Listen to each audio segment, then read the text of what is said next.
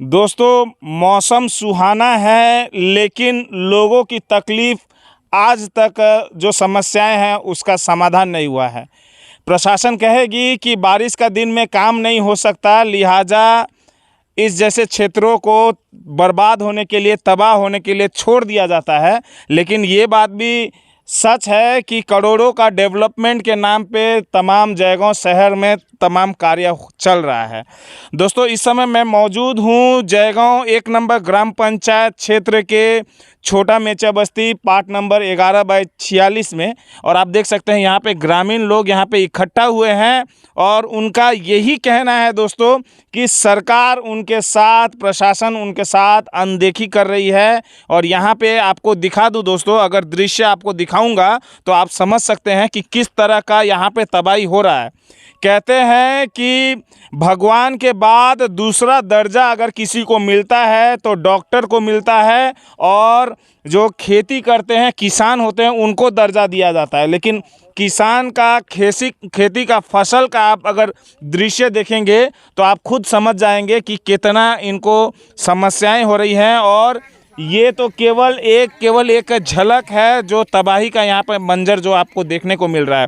तबाही का मंजर अगर मैं इस तरफ में कैमरा मोड़ दूं, कैमरामैन को कहूँगा इस तरफ अगर कैमरा मोड़ दूं, तो ये क्षेत्र जहाँ पे मैं इस समय खड़ा हूँ, ये कभी खेती के लिए उपजाऊ ज़मीन हुआ करता था, लेकिन आज ये नदी बन चुका है। आप मेरे पीछे देख सकते हैं, अभी भी कुछ हिस्सा जो उपजाऊ खेती का ज़मीन है कुछ बचा हुआ है, लेकिन अधिकांश जो इस क्षेत्र का ज़मीन है वो नदी में समा चुका है।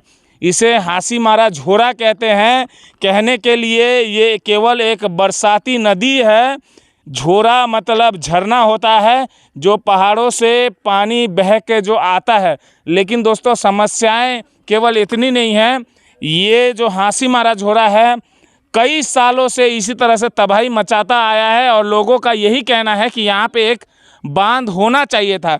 लेकिन आप देख सकते हैं दृश्य, आप देख सकते हैं खौफनाक दृश्य है।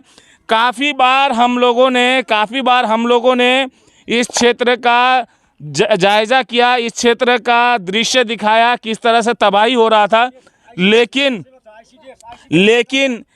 आप देख सकते हैं ये भी मिट्टी, बारिश आएगी, ये भी मिट्टी जो है, ये कहते हैं कि ये देश की मिट्टी है। इसी देश की मिट्टी से हम जैसे इंसान बने हैं, इसी देश की मिट्टी से हरियाली, उपजाऊ खेती होता है, और यही देश की मिट्टी जो चली जाएगी नदी में, और उसके बाद ये इस क्षेत्र का नामो निशान तक मिट जाएगा। आप देख सकते हैं काफ़ी क्षेत्र है जो कटाव हुआ है। आगे भी आप देख सकते हैं, आगे अगर मैं दिखाऊं, आगे भी देख सकते हैं करीबन 50 मीटर के आसपास इस क्षेत्र का पूरे तरह से यहाँ का मिट्टी कट के जा चुका है, यहाँ का ज़मीन कट के जा चुका है। लेकिन प्रशासन अभी भी मौन है, अभी भी कोई कदम नहीं उठाया जा रहा है। हम लोग जानकारी लेंगे, यहाँ के जो जनता है, यहाँ के जो समाज सेवी हैं, उनसे जानकारी लेंगे कि आखिर क्या समस्याएं हैं, क्यों इस तरह से अनदेखा किया जा रहा है। आप देख सकते हैं ज़मीनों के मट्टी जो है वो किस तरह से कटाव हो रहा है, वो आप देख सकते हैं। और दुर्भाग्यपूर्ण है दोस्तों, बारिश के समय में जब मीडिया कर्मी आते हैं, रिपोर्ट करते हैं, तो उस समय कहा जाता है कि बारिश के दिन में काम नहीं हो सकता, बारिश के दिन में काम नहीं हो सकता, लिहाजा उस समय लोगों को इसी तरह से तकलीफ़ों में छोड़ दिया जाता है। और जब इस तरह के सुहाना मौसम होगा तो पदाधिकारी गण कहें या प्रशासन के अधिकारी गण कहें, सब दूसरे कार्यों में बिजी हो जाते हैं। डेवलपमेंट का कार्य ज़्यादा ज़रूरी हो जाता है, और इस जैसे बचाव के कार्य के लिए कह दिया जाता है कि बाबू भैया फंड नहीं है। चलते हैं, लोगों से बात करते हैं और उनके दुख के बारे में जानकारी लेते हैं, और आपको बताते हैं कि वो लोग क्या कर रहे हैं और आगे चल के वो लोग क्या करने वाले हैं। और दोस्तों, मेरे पीछे जो ये लोग यहाँ पे उपस्थित हैं, खुशी से यहाँ पे नहीं आए हैं, उनके काफ़ी सारे समस्याएं हैं, दुखित हैं, और समस्याओं का जानकारी देने के लिए आज यहाँ पे मौजूद है। एक नहीं, दो नहीं, पूरे ग्राम के यहाँ पे क्षेत्रीय लाइन के सभी निवासी यहाँ पे आए हैं। महिला से लेके बुजुर्ग से लेकर युवा सभी यहाँ पे मौजूद हैं। हम लोग बात करेंगे। नमस्ते आंटी, के नाम उनसे तबे को कान्छीमाया भुजेल। हजुर के समस्या भइरहेछ अलिकति भन्नुहोस् न। यस्तै गयो, नानी पहिरो गयो, अब घर लाने भयो, दुःख छ, काम गर्ने मान्छे छैन, अनि के गर्ने म बुढी मान्छे। घरमा कोही काम गर्ने मान्छे छैन? छैन, एउटा छोरी छ, कोही बेला हुन्छ कोही बेला हुँदैन नानी। यहाँ जुन चाहिँ बाढले गर्दा यो खोलाले गर्दा जमिनहरू जाँदैछ, तपाईँको पनि जमिन गएको छ? गयो त यो नानी। यो जग्गाहरू कसको रहेछ? मेरो पनि हो, बुहारीको नि हो। अच्छा अच्छा। यहाँ यो हेर्नु लागि कोही प्रशासनबाट कोही आउनु भएको छ? कोही देखिन नानी मैले त। कोही देख्नु भयो? देखिन। नेतागणहरू कोही नेता त कोही आएन, आए पनि ऊ फोटा खिच्छ, बाटा हेर्दै जान्छ, एक्लै आउँछ। हजुर एक्लै आउँछ, यसो हेरेर जान्छ मोबाइलमा, खालि हेर्नु लागि मात्रै? हेर्न लागि मात्रै नानी, म त्यहाँबाट खिड्कीबाट देख्छ। हजुर।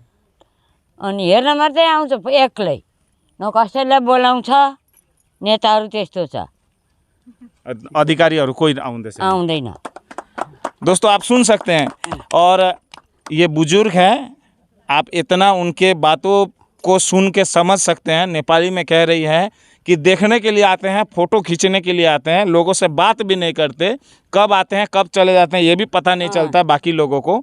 तो आप सोच सकते हैं कि नेतागण जो है, जनप्रतिनिधि जो है और प्रशासन के अधिकारीगण हैं, वो लोग आखिर कर क्या रहे हैं। ये जो समस्याएं, ये समस्या एक छोटी मोटी समस्या नहीं है। किसी का ज़मीन चला जाना, कहावत में कहते हैं कि पैरों के नीचे से ज़मीन खिसक जाना। आप अगर इसका सही अर्थ अगर आपको समझना है तो इन लोगों के पास आप आइए, आप सच में देखेंगे कि उनके पैरों के नीचे से सच में ज़मीन खिसक जा रहा है और गायब भी हो रहा है। वो वापस उनको मिलेगा, इसका संभावना काफ़ी कम है। आंटी धन्यवाद कुरा गर्नु लागि। आंटी तपाईँको नाम? मेरो केसाङ शेर्पा। हजुर तपाईँको पनि जमिन गएको छ? हजुर यही माथि छ, घर जानु आँटेको छ। घर पनि जानु आँटेको छ? हजुर।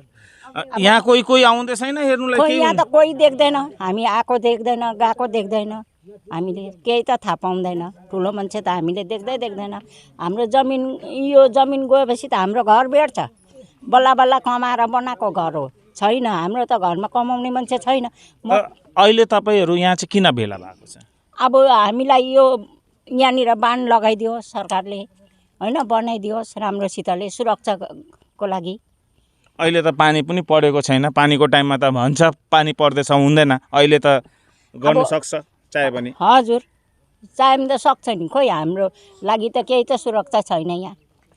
देख सकते हैं दोस्तों, ये ऐसे ही समस्याएं हैं। और हमारे साथ यहाँ पे कहने के लिए तो विरोधी दल के नेता हो सकते हैं, लेकिन इस समय हमारे साथ यहाँ पे एक समाज सेवी के रूप में यहाँ पे मौजूद हैं राजेश छेत्री जी। राजेश छेत्री जी, आप बताइए, आप यहाँ पे किस लिए आए हैं?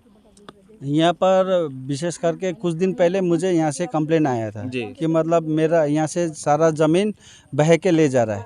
ये पहले यहाँ का जियोग्राफिकली के लिए कुछ समझना पड़ेगा। पहले क्या था कि यहाँ पर जो झरना का जो नदी था, वो एक उसी का जो थोड़ा सा पानी आता था, लेकिन कुछ दिनों से ऐसा हो गया कि डेवलपमेंट के नाम से जो मंगलाबड़ी का जो पानी है उसको डाइवर्ट करके इस तरफ ढाल दिया है। और ये क्या बोला, डाँडा गांव से जितना पानी है, बस स्टैंड से और जितना एरिया से डाइवर्ट करके सारा ज़मीन का पानी इस तरफ डाइवर्ट करके ढाल दिया। आज कहीं जहाँ पर किसी भी चीज़ का एक तो लिमिट होता है, तो उस समय में क्या था कि एक नदी का आता था तो चुपचाप से वो कोने से निकल जाता था।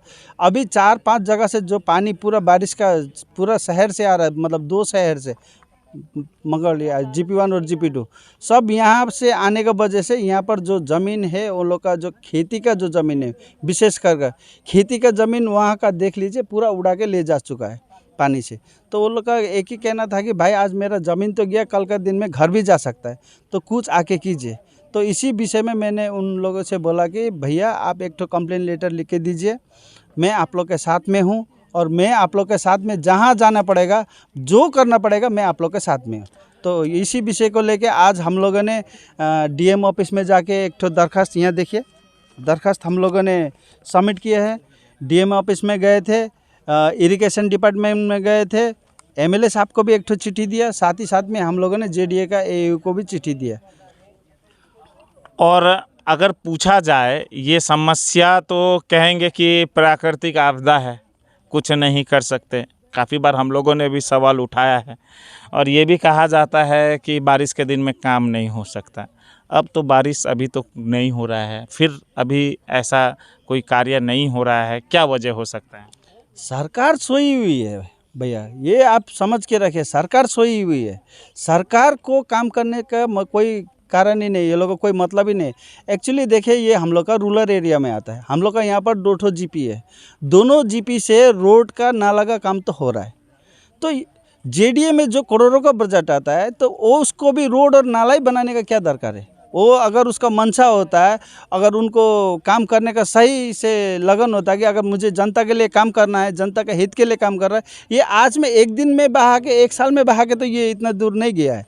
ये हर साल इधर से बारिश आता है और हर साल ये कुछ कुछ काट के जाता है। हाँ, इस बार थोड़ा ज़्यादा बारिश हुआ, थोड़ा ज़्यादा ज़मीन चला गया। तो सरकार चाहती, अगर जेडीए चाहता तो कब का यहाँ पर प्रोटेक्शन वाल बन के आज यहाँ पर देखिए, मैं तो कहता हूँ ये ज़मीन चला गया। आज जो ज़मीन चला गया उसका क्षतिपूर्ति कौन देगा बोलिए? गरीब जनता का, ये जो कमा के खाने वाला। आज देखिए, एग्रीकल्चर लैंड ही नहीं रहेगा हम लोग का, एग्रीकल्चर लैंड ही नहीं रहेगा तो बाद में चावल धान किसानी नहीं रहेगा, किसानी ख़त्म हो जाएगा। तो हम लोग का देखिए, ऐसे भी अनाज का दाम बढ़ रहा है, तो बहुत हर सेक्टर में प्रॉब्लम आएगा।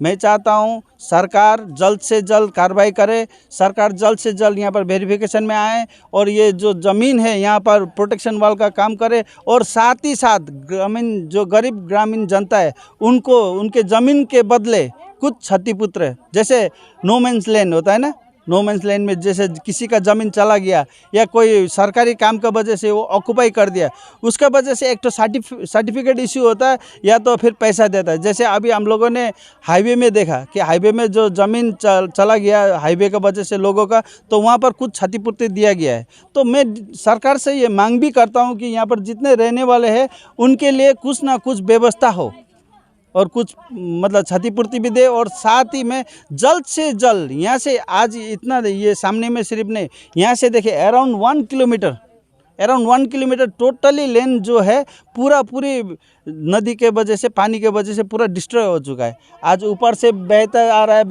अगर इस तरह से जाने से, यहाँ से देखिए, यहाँ पर हम लोग को छोटा दिखाई जा रहा है, ऊपर जाके देखिए, यहाँ से ऐसा करके जाने से कम 3 गाँव, यहाँ से लेकर बिकी टोल है और ऊपर से वो जो चर्च और मंदिर का जो एरिया है, चर्च लाइन है, और ये क्या बोलता है यहाँ पर ये क्षेत्रीय लाइन, 3 ठो गाँव पूरा का पूरा बह के चला जाएगा।